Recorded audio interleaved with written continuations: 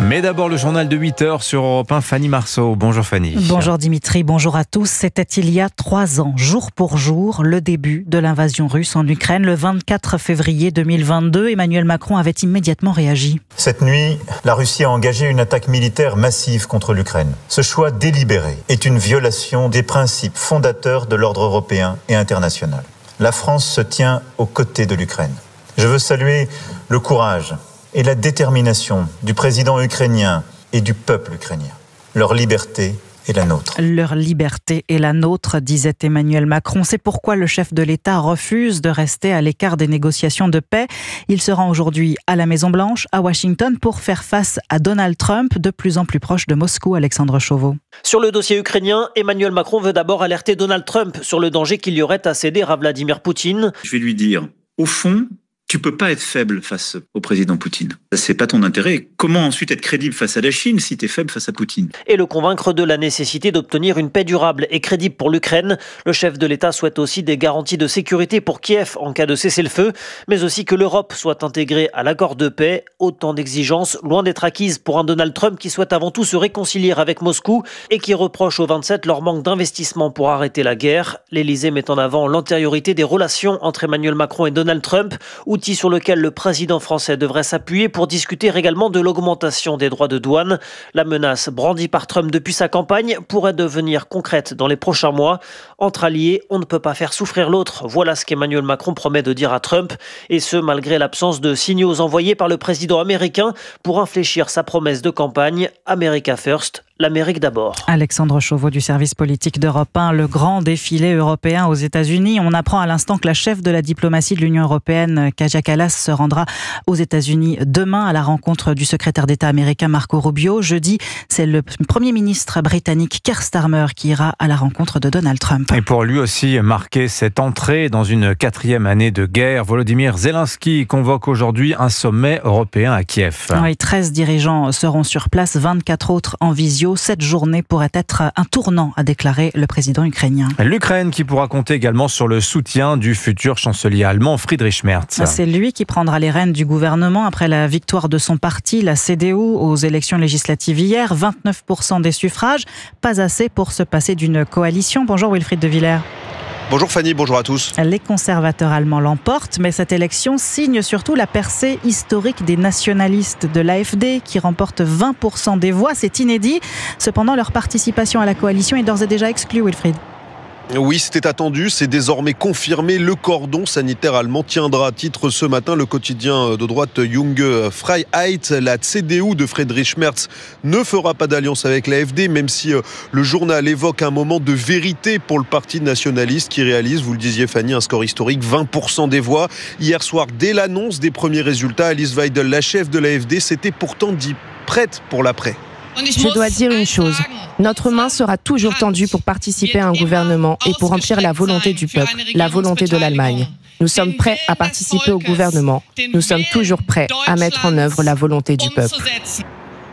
La prochaine coalition se fera donc sans eux et elle pourrait être plus facile à former que prévu selon le journal centriste Der Spiegel qui détaille que les libéraux et un parti de gauche ne sont pas parvenus à entrer au Bundestag, donnant l'avantage à la CDU dans ces négociations. Merz pourrait remporter son pari de former un gouvernement avant Pâques, écrit un éditorialiste de Zeit dans sa chronique ce matin. Enfin, si l'AfD ne gouvernera pas, elle devient la première force d'opposition du pays et l'Est de l'Allemagne vire même au bleu foncé. C'est le titre de Bild ce matin qui analyse les résultats du parti. Il l'emporte à 40% en Thuringe et plus globalement dans tous les Länder de l'Est du pays, sauf à Berlin. Merci Wilfried de Villers à Berlin pour Europe 1.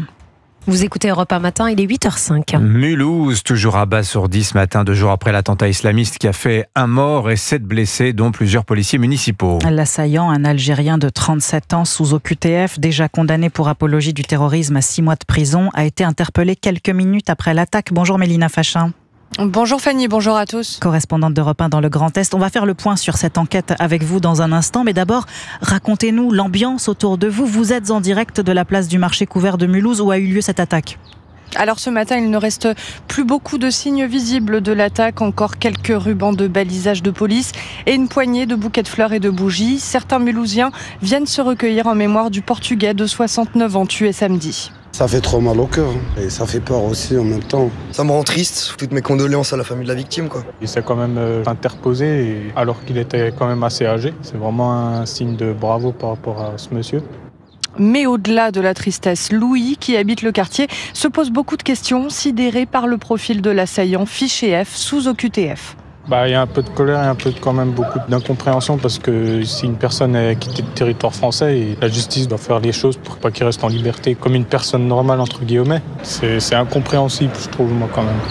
Ce soir, à 19h30, un rassemblement en hommage aux victimes de cet attentat aura lieu ici à Mulhouse. Alors du côté de l'enquête maintenant, Mélina, la garde à vue de l'assaillant et de 3 de ses proches se prolonge ce matin.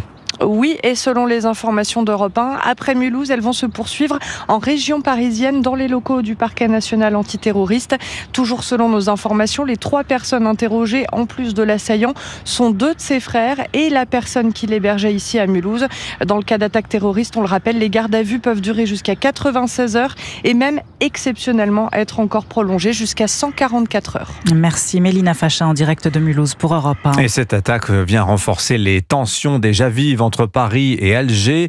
L'Algérie, en effet, avait refusé d'accorder un laissez-passer consulaire à l'assaillant de Mulhouse à 10 reprises. Ce qui n'est pas sans rappeler l'expulsion ratée de l'influenceur algérien Doualem. Il doit justement être jugé aujourd'hui à Montpellier pour avoir appelé à commettre des actes violents en France contre des opposants au régime algérien. De même pour Zazou Youssef, autre influenceur algérien jugé aujourd'hui à Brest. Et puis ce procès hors norme à Vannes. Aujourd'hui, celui de Joël Le Squarnec, sans doute le plus grand pédocriminel de France. En 30 ans, cet ex-chirurgien âgé aujourd'hui de 74 ans aurait violé ou agressé sexuellement 299 patients, la plupart mineurs. Il encourt 20 ans de réclusion. Son procès doit durer 4 mois devant la cour criminelle du Morbihan, le temps nécessaire pour comprendre toute l'horreur de ces crimes et la détresse des victimes. Sandrine Prioul. 83-2014, 30 ans, a violé des enfants encore somnolents dans les blocs opératoires du Grand Ouest, a revendiqué une pédophilie sadique dans des carnets intimes jusqu'au jour de trop où il s'exhibe à Saintes. L'attentat à la pudeur vaut perquisition chez le chirurgien, se rappelle André Roland chez France Victimes. Les enquêteurs sont tombés sur des carnets qui attestaient l'importance de ces violences sexuelles commises sur des enfants à l'occasion des activités professionnelles du docteur Le Squarnec. Donc, les enquêteurs ont effectivement entendu les victimes. Quasiment la totalité avait cela enfoui en elles sans percevoir les causes du mal-être dans lequel elles se trouvaient depuis des années. Ces victimes mettent désormais un nom sur leur mal-être, mais ne peuvent s'empêcher de questionner. Comment déjà repéré par le FBI, condamné à du sursis pour détention d'images pédopornographiques, leur prédateur a-t-il pourtant pu perpétuer l'abject, bénéficier tour à tour de son statut de praticien et des dysfonctionnements de la justice. Sandrine Prioul, correspondante d'Europe 1 dans le Grand Ouest. Et pour tout comprendre de l'affaire Le Squarnec, rendez-vous sur europe1.fr et l'appli Europe 1 pour le podcast Au cœur de l'actu. Vous entendrez notamment le témoignage poignant d'une des nombreuses victimes de l'ex-médecin. Un podcast exceptionnel en 3 parties. On a des nouvelles aussi ce matin du pape François qui est toujours hospitalisé. Son état reste critique selon le Vatican. Le souverain pontife continue de recevoir de l'oxygène à haut débit pour une pneumonie des 2 poumons. Les fidèles du monde entier multiplient les prières pour sa guérison. Et puis direction les librairies pour la sortie d'une bande dessinée très attendue. Une anthologie en 3 tomes signée Moebius est consacrée à Arzac, personnage qui a inspiré plusieurs grands monuments de la science-fiction. Sébastien Bordenave. Pour la première fois, 3 tomes sont réunis en un premier déjà sorti, terminé, un deuxième en noir et blanc, mais qui s'arrête à la moitié à cause de la disparition de Moebius, l'un des plus grands dessinateurs de l'histoire de la BD, et un 3e qu'on vous demandera d'imaginer grâce à des notes trouvées dans les carnets secrets du maître. Un travail de passionné qu'on doit à Moebius Productions, une structure familiale dirigée par Isabelle, sa femme, dans laquelle œuvre aussi Nausicaa, sa fille graphiste. Moi, je voyais mon père dessiner. Plusieurs fois, j'ai dessiné sur ses planches, j'ai fait tomber un de ses carnets dans l'eau, ce genre de choses. Quand on voit mon dessin, on peut se dire « Ah, il y a quelque chose de Moebius ». Je copie pas mon père, mais je peux pas m'empêcher de m'inspirer. Comme beaucoup de gens au final. Et c'est vrai que le personnage d'Arzac, qui est né 2 ans avant la guerre des étoiles, fait vraiment graphiquement penser à Star Wars, mais aussi dans l'histoire. Car dès le début, des pirates prennent d'assaut un vaisseau pour capturer une princesse. George Lucas n'a jamais caché son admiration pour Moebius, comme on le comprend. Sébastien Bordenave. Merci beaucoup Fanny Marceau, c'était votre journée.